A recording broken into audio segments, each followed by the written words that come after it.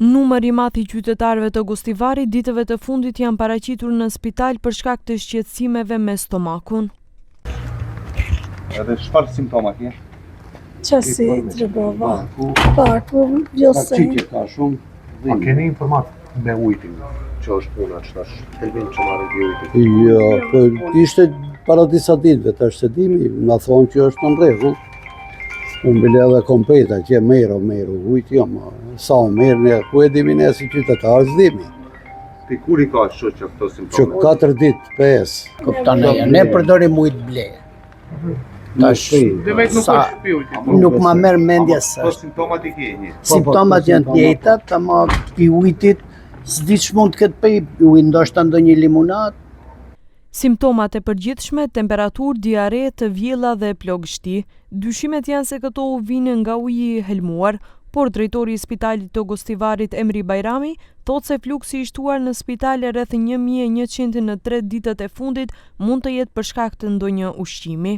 Ne mendojmë se mund të jetë lloje ndryshme të ushqimeve, konsumimi, temperaturat e larta, në viroz sezonale. A e analizuar se si është numri i pacientëve? Janë gjithë në rajoni, janë gjithë qytetet, janë gjithë një fshat? Nuk kemi ashtu dhëna, po zakonisht ma tepër qyteti sa të përdoret ma tepër ushqime na për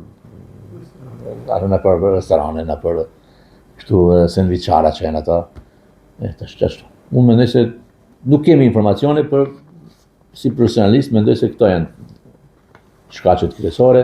Agjencia për Ushqim dhe Veterinari kumtoi se ka nxjerrë ndalesë për përdorimin e ujit nga sistemi ujësjellësi të Gostivarit për shkak të dyshimit të bazuar se ai është i ndotur dhe i pasigurt për përdorim. Gjatë mbikëqyrjes është konstatuar se në tubacionin kryesor të rrjetit të ujësjellësit në mënyrë të paligjshme dhe pa leje është vendosur një pompë e cila drejt për drejt injekton ujë nga lumi Vardar në këtë sistem të furnizimit me ujë. Nga ana e ekspertëve të Institutit të Shëndetit Publik, të cilët ishin të pranishëm gjatë mbikëqyrjes, janë marrë mostra të ujit për testim laboratorik me qëllim përcaktimin e sigurisë së tij.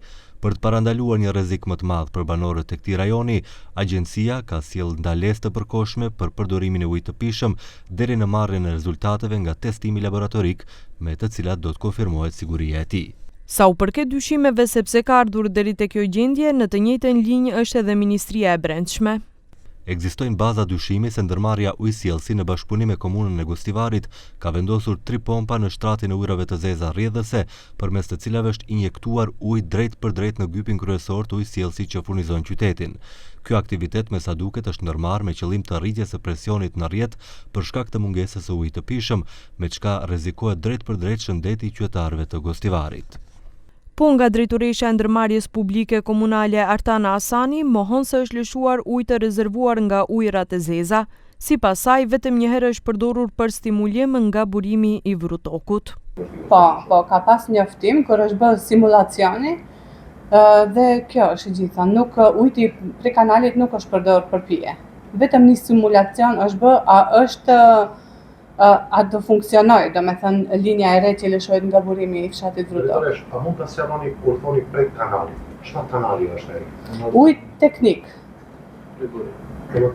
Nuk janë ujërat e zeza? Jo, nuk janë ujërat e zeza, jo. Asani theksoi se janë duke bërë punime për jetjen e një ujësjellësi të ri nga burimi i fshatit Vrutok në gjatësi prej 1 kilometër, ku pret që së shpejti të përfundojë dhe të rritet sasia e ujit. Përveç policisë, në zbardhjen e rastit është angazhuar edhe prokuroria. Përndryshe, ndotja e ujit të pishëm është vepër e dënueshme sipas nenit 219 të kodit penal.